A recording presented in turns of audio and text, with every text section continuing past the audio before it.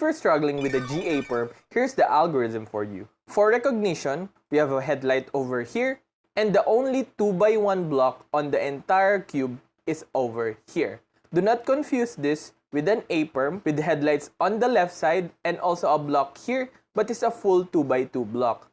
In addition, an A-perm has same colors on these two colors, while the GA perm does not.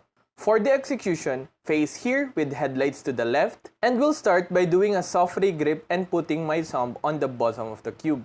For execution, we do R2, U with my left pointer finger, R prime, U, R prime, U prime, R, U prime, and then R2, U prime D at the same time with my left pointer finger and my left ring finger, U prime D, R prime, U, R, D prime.